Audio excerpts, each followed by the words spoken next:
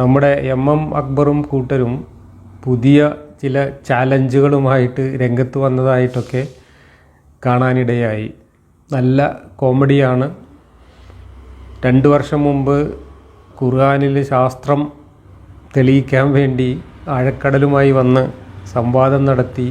അവസാനം ആ സംവാദം ഞങ്ങൾ വിജയിച്ചേ എന്നും യുക്തിവാദികൾ തോറ്റേ എന്നും നാട് നീളെ ഓടി നടന്ന് പ്രചരണം നടത്തുകയും സംവാദത്തിൻ്റെ ഉള്ളടക്കത്തിനും വിഷയത്തിനും പകരം സംവാദത്തിൻ്റെ സംഘാടനവുമായി ബന്ധപ്പെട്ട് നടന്ന കാര്യങ്ങളെക്കുറിച്ച് ഒരുപാട് പച്ചക്കള്ളങ്ങൾ കുത്തി നിറച്ചുകൊണ്ട് വലിയൊരു പുസ്തകം പ്രസിദ്ധീകരിക്കുകയും ഒക്കെ ചെയ്ത് ഞങ്ങൾക്ക് ആത്മവിശ്വാസം നഷ്ടപ്പെട്ടിട്ടില്ല, ഞങ്ങൾ ഈ മതത്തിൻ്റെ കച്ചവട രംഗത്ത് തന്നെ ഉണ്ടാവും എന്ന് വിശ്വാസികളെ തെറ്റിദ്ധരിപ്പിക്കാനും കബളിപ്പിക്കാനും നടത്തിയിട്ടുള്ള ശ്രമം, ആ ശ്രമവും വേണ്ടത്ര വിജയം കൈവരിച്ചില്ല എന്ന് ബോധ്യപ്പെട്ടതുകൊണ്ടായിരിക്കാം അക്ബറും കൂട്ടരും ഇന്ന് പുതിയ ചാലഞ്ചുമായിട്ട് പുതിയ ചില പദ്ധതികളുമായിട്ടൊക്കെ രംഗത്ത് വന്നതായിട്ട് കാണുന്നുണ്ട്. എന്തായാലും ഇസ്ലാമിൽ നിന്ന് കൂട്ടത്തോടെ ആളുകൾ പുറത്തേക്ക് പോവുകയാണ് എന്ന് കൃത്യമായി മനസ്സിലാക്കി കഴിഞ്ഞിട്ടുണ്ട്. മറിച്ച് കഴിഞ്ഞ 19 കൊല്ലമായിട്ട് ഇസ്ലാമിലേക്ക് ആളുകളെ ചാക്കിട്ട് പിടിച്ച് കൂട്ടിക്കൊണ്ടുവരുന്ന പണിയായിരുന്നു അക്ബറും കൂട്ടരും നടത്തിയിരുന്നത്.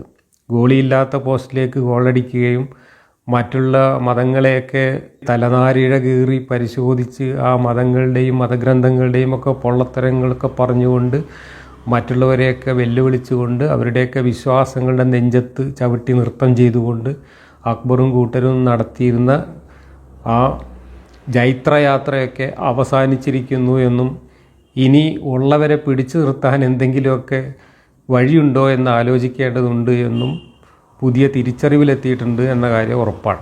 എന്തായാലും ഇനിയിപ്പം ക്രിസ്ത്യാനികളെയും ഹിന്ദുക്കളെയും മറ്റുള്ളവരെയും യുക്തിവാദികളെയൊക്കെ ഇസ്ലാമിലേക്ക് ഇങ്ങോട്ട് ചാക്കിട്ട് പിടിക്കാനൊന്നും ഇനി കഴിയില്ല എന്ന് അക്ബറിനും കൂട്ടർക്കും നന്നായി ബോധ്യപ്പെട്ടിട്ടുണ്ട്. ഇസ്ലാമിൽ നിന്ന് പുറത്തേക്ക് ഒഴുകിക്കൊണ്ടിരിക്കുന്ന ചെറുപ്പക്കാരെ തടയാനോ അതല്ലെങ്കിൽ ആ ഒഴുക്കിലേക്ക് കൂടുതൽ ആളുകൾ ഉൾപ്പെട്ടു പോവാതിരിക്കാൻ അകത്തുള്ള വിശ്വാസികളെ ഏതെങ്കിലും രീതിയിലൊക്കെ തടഞ്ഞു നിർത്താനും ഉള്ള ഒരു അവസാനത്തെ ശ്രമമാണ് ഇപ്പോൾ അക്ബറും കൂട്ടരും മാത്രമല്ല കേരളത്തിലെ എല്ലാ ഇസ്ലാമിസ്റ്റ് സംഘടനാ നേതാക്കളും ചെയ്തുകൊണ്ടിരിക്കുന്നത്. അതിൻ്റെ ഭാഗമായിട്ടാണ് ഇപ്പോൾ യുക്തിവാദികളും മതവിമർശകരും ഉന്നയിക്കുന്ന വിമർശനങ്ങൾക്ക് മറുപടി പറയുന്നതിന് പകരം യുക്തിവാദികളെയും മതവിമർശകരെയും നാസ്തികരെയും ഒക്കെ ഏതെങ്കിലും രീതിയിൽ വിശ്വാസികളുടെ മുമ്പിൽ താറടിച്ച് കാണിക്കുകയും യുക്തിവാദവും മതവിമർശനവും നടത്തുന്ന യുക്തിവാദമെന്നാൽ സ്വതന്ത്രചിന്ത എന്നാൽ വെറും അധാർമിക ജീവിതമാണ്, അരാജകത്വമാണ് എന്നൊക്കെ തെറ്റിദ്ധരിപ്പിക്കുകയും ചെയ്തുകൊണ്ട് ഒരു പ്രത്യാക്രമണം നടത്തിയാൽ കൊള്ളാം എന്ന രീതിയിലാണ് ഇന്ന് പദ്ധതികൾ ആവിഷ്കരിച്ചുകൊണ്ടിരിക്കുന്നത്. അതിന് തങ്ങൾ കൂട്ടിയാൽ കൂടില്ല, ഞങ്ങൾ പഴയ സിംഹങ്ങൾക്ക് ഇനി അതിന് വേണ്ട പല്ലും നഖമൊന്നും ഇല്ല എന്ന് മനസ്സിലാക്കിയതുകൊണ്ട് അക്ബറും കൂട്ടരും ഇന്ന് പുതിയ തലമുറയെ പരിശീലിപ്പിച്ചുകൊണ്ടിരിക്കുകയാണ്. അങ്ങനെ ഒരു ഇൻ്റലക്ച്വൽ ചാലഞ്ച് എന്ന് പറഞ്ഞുകൊണ്ട് ഞങ്ങളിതാ പുതിയ തലമുറയെ പരിശീലിപ്പിക്കുന്നു എന്നൊക്കെ പറഞ്ഞുകൊണ്ടാണ് അക്ബർ ഇപ്പോൾ രംഗത്ത് വന്നിട്ടുള്ളത്. ഈ ഇൻ്റലക്ച്വൽ ചാലഞ്ച് എന്നും പറഞ്ഞിട്ട് പരിശീലനം കൊടുക്കുന്ന ആളുകളും ആ പരിശീലനത്തിലൂടെ ഇവർ പ്രചരിപ്പിക്കുന്ന ആശയങ്ങളും എന്താണ് എന്ന് ഏറെക്കുറെ ഇന്ന് കേരളത്തിൽ ഈ രംഗത്ത് ശ്രദ്ധിക്കുന്ന എല്ലാവർക്കും മനസ്സിലായി. അത് പ്രത്യാക്രമണം നടത്താൻ ബൂമറാങ് പോലെ ഇങ്ങോട്ട് വരുന്ന ആക്രമണങ്ങളെ അങ്ങോട്ട് തിരിച്ചു വിടാൻ എന്നൊക്കെ പറഞ്ഞിട്ട് ഇവർ കൊണ്ടുവരുന്ന സാധനങ്ങൾ വീണ്ടും 10 മടങ്ങ് അടി അങ്ങോട്ട് വാങ്ങാനുള്ള വടികളാണ് എന്ന് ഇതിനകം എല്ലാവർക്കും ബോധ്യപ്പെട്ട് കഴിഞ്ഞിട്ടുണ്ട്. യുക്തിവാദികൾക്ക് നേരെയും നാസ്തികർക്ക് നേരെയും ഒക്കെ ഉന്നയിച്ചു കൊണ്ടിരിക്കുന്ന ആരോപണങ്ങളെല്ലാം അതേ നിരക്കിലോ അല്ലെങ്കിൽ അതിനേക്കാൾ 10 മടങ്ങായിട്ടോ തിരിച്ച് മതത്തിൻ്റെ നേരെ ബൂമറാങ്ങുകളായി തിരിച്ചടിച്ചുകൊണ്ടിരിക്കുന്ന കാഴ്ചയാണ് ഇന്ന് മതവിമർശന രംഗത്ത് കാണുന്നത്. കാരണം ഇവർ വിശ്വാസികൾക്കിടയിൽ അറപ്പുളവാക്കാൻ വേണ്ടി ഉന്നയിച്ചു കൊണ്ടിരിക്കുന്ന പല കാര്യങ്ങളും മതത്തിൻ്റെ കിതാബുകളിലാണ് ഉള്ളത് എന്ന് ഇന്ന് മതം പഠിച്ച യുക്തിവാദികൾ തുറന്നു കാണിച്ചു കൊണ്ടിരിക്കുകയാണ്. അതോടുകൂടി വീണ്ടും ഇവർ വലിയ പ്രതിസന്ധിയിലും വലിയ പ്രതിരോധത്തിലുമായി മാറിയിരിക്കുകയാണ്. യുക്തിവാദികൾക്കെതിരെ നിരർത്ഥകമായ ആരോപണങ്ങൾ ഉന്നയിച്ചുകൊണ്ട് വിശ്വാസികൾക്കിടയിൽ അറപ്പുളവാക്കുക എന്നതായിരുന്നു അവർ ഉപയോഗിച്ചു വന്നിരുന്ന ഒരു തന്ത്രം. പക്ഷേ അറപ്പുളവാക്കുന്ന അത്തരത്തിലുള്ള ആരോപണങ്ങൾ യഥാർത്ഥത്തിൽ ചേരുക പ്രവാചകന്മാർക്കും അതുപോലെ കിതാബുകൾക്കും ഇവരുടെ കർമ്മശാസ്ത്ര ഗ്രന്ഥങ്ങൾക്കും ഒക്കെ തന്നെയാണ് എന്നും അതിനകത്താണ് ഇത്തരം വൃത്തികേടുകളെല്ലാം എഴുതി വച്ചിട്ടുള്ളത് എന്നും മതവിമർശകർ തെളിവുകൾ സഹിതം രേഖകൾ സഹിതം പുറത്തു കൊണ്ടുവന്നുകൊണ്ടിരിക്കുകയാണ്. അതിനുള്ള വടിയും കൊടുത്തത് ഇവർ തന്നെയാണ്. ഖുർആനിൽ തന്നെ മക്കയിലായിരുന്ന സമയത്ത് മുഹമ്മദിൻ്റെ തന്നെ ഫേക്ക് ഐഡിയായ അള്ളാഹു നിർദ്ദേശിക്കുന്ന ചില കാര്യങ്ങളുണ്ട്. ഒന്ന്, നിങ്ങൾ മറ്റുള്ളവരുടെ ദൈവങ്ങളെയും അവരുടെ വിശ്വാസങ്ങളെയും ഒന്നും പരിഹസിക്കാനോ അല്ലെങ്കിൽ ചീത്ത വിളിക്കാനോ പോവണ്ട. അങ്ങനെ പോയി കഴിഞ്ഞാൽ തിരിച്ച് അവർ നമ്മളെ പടച്ചോനെ നമ്മളെയും തെറി വിളിക്കും അല്ലെങ്കിൽ അവരെ ചീത്ത വിളിക്കും എന്ന് പറയുന്ന ഒരു ഭാഗം ഖുർആനിലുണ്ട്. അതുപോലെ തന്നെ നിങ്ങളുടെ മതത്തെ ആരെങ്കിലും വിമർശിക്കുകയോ പരിഹസിക്കുകയോ കളിയാക്കുകയോ ചെയ്യുന്നുണ്ടെങ്കിൽ അവരുമായി ചേർന്ന് അത് കേട്ടുകൊണ്ടിരിക്കുകയല്ല വേണ്ടത്. നിങ്ങൾ അത് മനസ്സിലാക്കി കഴിഞ്ഞാൽ ഉടനെ അവിടുന്ന് സ്ഥലം വിട്ട് അവരുമായിട്ടുള്ള സൗഹൃദം അവസാനിപ്പിച്ച് പോവുകയാണ് വേണ്ടത് എന്ന് പറയുന്ന വാക്യവും ഖുർആനിലുണ്ട്.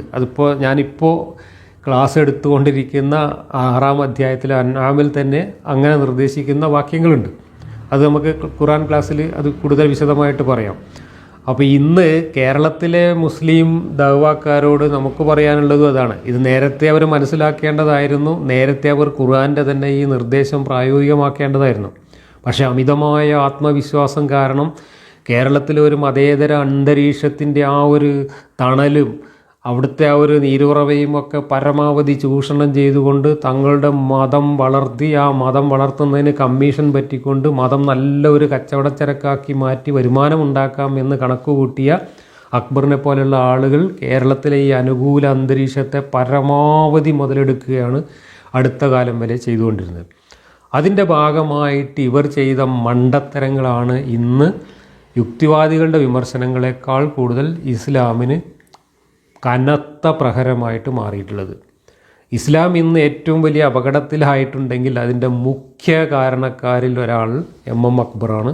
അക്ബറിനെ പോലെ കേരളത്തിൽ ഈ മതപ്രചാരണത്തിൻ്റെ ഭാഗമായിട്ട് മറ്റുള്ളവരുടെ മേക്കിട്ട് കയറാൻ പോയ ആളുകളാണ് ഇസ്ലാമിന് ഏറ്റവും വലിയ അപകടം വരുത്തി തീർത്തത്. ഞാനുൾപ്പെടെയുള്ള മതവിമർശകർ പോലും ഈ രംഗത്ത് സജീവമാകാനുള്ള പ്രധാന കാരണം അതാണ് എന്ന് ഞാൻ പലപ്പോഴും സൂചിപ്പിച്ചിട്ടുണ്ട്. അക്ബറിനെ പോലെയുള്ള ആളുകൾ മറ്റു മതങ്ങളുടെ മേക്കിട്ട് കയറുന്നത് കണ്ടിട്ട് മനം മടുത്തിട്ടാണ് ഇസ്ലാമിനെതിരായിട്ടുള്ള ആശയപ്രചരണവുമായിട്ടൊക്കെ ഞങ്ങളൊക്കെ രംഗത്ത് വരുന്നത്. കാരണം ഇവർ മറ്റു മതങ്ങൾക്കെതിരായിട്ടും അവരുടെ ദൈവങ്ങൾക്കും വിശ്വാസങ്ങൾക്കും ആചാരങ്ങൾക്കും എതിരായിട്ടും അവരുടെ മതഗ്രന്ഥങ്ങളിൽ പറഞ്ഞിട്ടുള്ള കാര്യങ്ങൾക്കെതിരായിട്ടും ഒക്കെ അങ്ങനെ വലിയ വലിയ ആരോപണങ്ങൾ ഉന്നയിച്ചുകൊണ്ട് അങ്ങനെയുള്ള യാതൊരു കുഴപ്പവുമില്ലാത്ത എന്തോ അതിമഹത്തായ ഒരു സംഭവമാണ് ഇസ്ലാം മതം എന്ന് പച്ചക്കള്ളം പറഞ്ഞുകൊണ്ട് നടത്തിയിരുന്ന ഈ കള്ളപ്രചരണം ഗോളിയില്ലാത്ത പോസ്റ്റിലേക്ക് ഗോളടിച്ചുകൊണ്ട് ഇങ്ങനെ അടിച്ചു മുന്നേറുകയായിരുന്നു. കാരണം ഇസ്ലാം എന്താണ് എന്ന് ഇസ്ലാമിന് പുറത്തുള്ള ആളുകൾ പഠിച്ചിരുന്നില്ല.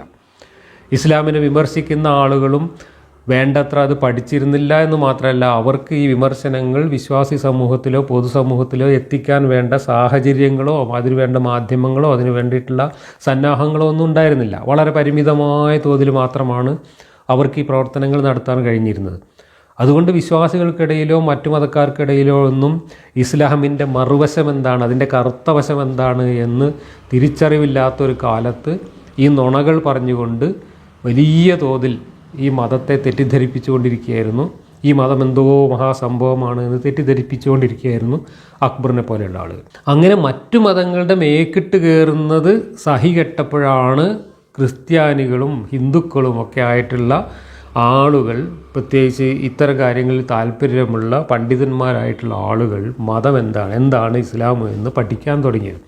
അവർ ഖുർആൻ എടുത്ത് വായിച്ചു, ഖുർആൻ്റെ വ്യാഖ്യാനങ്ങളെടുത്ത് വായിച്ചു, ഹദീസുകളെടുത്ത് വായിച്ചു, ഇസ്ലാമിൻ്റെ ചരിത്രം എടുത്ത് വായിച്ചു. ഇതൊക്കെ വായിച്ചു കഴിഞ്ഞപ്പോഴാണ് അവർക്ക് ഇത് മറ്റേതൊരു മതത്തേക്കാളും മണ്ടത്തരങ്ങളും വൈരുദ്ധ്യങ്ങളും തനി വഷളത്തരങ്ങളും നിറഞ്ഞ ഒരു സാധനമാണ് എന്നും ഇത് പൊളിച്ചെടുക്കാൻ യാതൊരു പ്രയാസവുമില്ല എന്നും മനസ്സിലാക്കിക്കൊണ്ട് അവരും പ്രത്യാക്രമണം തുടങ്ങി.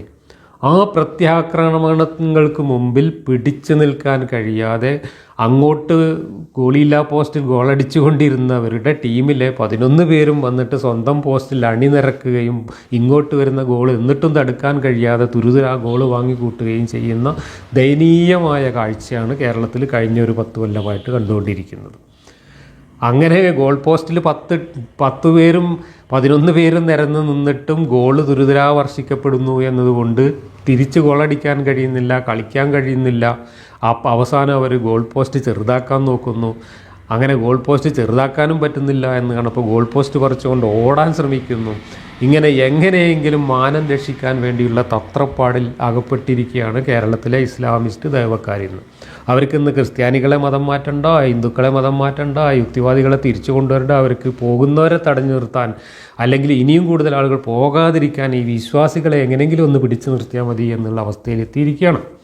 വിശ്വാസികളെ പിടിച്ചു നിർത്താനാവട്ടെ ഈ വിമർശനങ്ങളിൽ നിന്ന് അവരുടെ ശ്രദ്ധ തിരിച്ചു വിടാൻ വേണ്ടി പല്ലിസൂത്രങ്ങൾ പ്രയോഗിക്കുക, അങ്ങനെ വിമർശിക്കുന്ന ആളുകളെ വ്യക്തിപരമായി താറടിച്ച് കാണിക്കുക, വിമർശിക്കുന്ന ആളുകളെക്കുറിച്ചും നാസ്തികരെക്കുറിച്ചൊക്കെ ഇല്ലാ കഥകൾ പറഞ്ഞുകൊണ്ട് ലോകത്തിൻ്റെ ഏതെങ്കിലും ഭാഗത്ത് എവിടെയെങ്കിലും ഏതെങ്കിലും നാസ്തികൻ എന്തെങ്കിലും മണ്ടത്തരം പറയുകയോ അല്ലെങ്കിൽ എന്തെങ്കിലും അധാർമിക പ്രവൃത്തി ചെയ്യുകയോ ചെയ്തതിൻ്റെ കള്ളക്കണക്കുകളൊക്കെ എടുത്തു കൊണ്ടുവന്നുകൊണ്ട് ഇതാണ് നാസ്തികത എന്നൊക്കെ പറഞ്ഞ് വൈക്കോലുണ്ട പ്രയോഗം നടത്തുക തുടങ്ങിയിട്ടുള്ള അങ്ങേയറ്റം ദയനീയമായ പരിഹാസ്യമായിട്ടുള്ള പ്രതിരോധ മാർഗങ്ങളാണ് കേരളത്തിലെ ഇസ്ലാമിസ്റ്റുകൾ, പ്രത്യേകിച്ച് അക്ബറിനെ പോലുള്ള ആളുകൾ ഇപ്പോൾ അവലംബിച്ചുകൊണ്ടിരിക്കുന്നത്. 2 കൊല്ലം മുമ്പ് സംവാദം ജയിച്ച് എന്ന് പറഞ്ഞ് ആഘോഷിച്ച ആളുകൾക്ക് ഇപ്പോൾ ഖുറാനും ഇല്ല, ശാസ്ത്രവും ഇല്ല, ഒന്നുമില്ല. ഇപ്പോൾ നാസ്തികരെ കുറ്റം പറയാൻ എന്തെങ്കിലും വകുപ്പുണ്ടോ എന്ന് മാത്രം അന്വേഷിച്ച് നടക്കുന്ന അവസ്ഥയിലെത്തി. അങ്ങനെ നാസ്തികരെ കുറ്റം പറഞ്ഞുകൊണ്ട് വിമർശനങ്ങളിൽ നിന്ന് ശ്രദ്ധ തിരിക്കാനും വിശ്വാസികളെ കബളിപ്പിച്ച് കൂട്ടിനകത്ത് തന്നെ നിർത്താനും വേണ്ടിയുള്ള തന്ത്രങ്ങൾ പുതിയ തലമുറയെ പരിശീലിപ്പിക്കാൻ വേണ്ടിയാണ് ഇപ്പോൾ MM അക്ബറും കൂട്ടരും ഇൻ്റലക്ച്വൽ ചാലഞ്ച് എന്നും പറഞ്ഞ് രംഗത്ത് വന്നിട്ടുള്ളത്. ഈ ഇൻ്റലക്ച്വൽ ചാലഞ്ചും ഒക്കെ ആയിട്ട് വന്ന് ഇനിയും നിങ്ങൾ കൂടുതൽ വടി കൊടുത്ത് അടി വാങ്ങുന്നതിനേക്കാൾ നല്ലത് നിങ്ങളോട് പണ്ട് ഇവിടെ കുറച്ചൊക്കെ അന്തവും വിവരവും ഉണ്ടായിരുന്ന പഴയ യാഥാസ്ഥിതികരായ സുന്നി പണ്ഡിതന്മാർ പറഞ്ഞിരുന്ന ചില നിർദ്ദേശങ്ങളുണ്ട്. ആ നിർദ്ദേശങ്ങൾ പാലിച്ച് മിണ്ടാതിരിക്കുന്നതായിരിക്കും ഇനി നിങ്ങൾക്ക് അല്പമെങ്കിലും ഗുണം ചെയ്യുക എന്നാണ് എനിക്ക് ഈ അവസരത്തിൽ പറയാനുള്ളത്. നിങ്ങൾ മറ്റുള്ളവരുടെ മേക്കിട്ട് കയറാൻ പോകുന്നതും നിങ്ങൾ വിമർശകർക്ക് മറുപടി പറയാൻ പോകുന്നതും നിങ്ങൾ ഈ മതം കൂടുതൽ പൊതുസമൂഹത്തിൽ ഇറങ്ങിക്കൊണ്ട് ഈ മതം പ്രചരിപ്പിക്കാൻ ശ്രമിക്കുന്നതൊക്കെ നിർത്തിയിട്ട് നിങ്ങളുടെ മതത്തെ കാലത്തിനനുസരിച്ച് പരിഷ്കരിക്കാനുള്ള എന്തെങ്കിലും വഴിയുണ്ടോ എന്ന് അന്വേഷിക്കുക.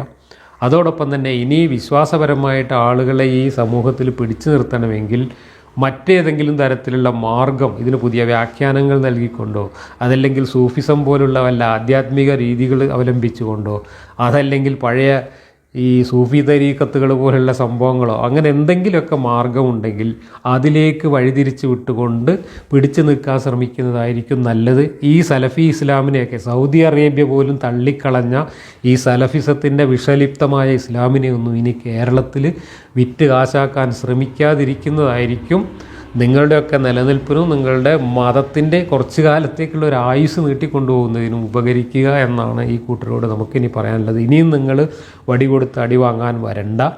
നിങ്ങളുടെ ഇൻ്റലക്ച്വൽ ചാലഞ്ചൊക്കെ ഇപ്പോൾ തന്നെ പൊളിഞ്ഞു കഴിഞ്ഞിട്ടുണ്ട്.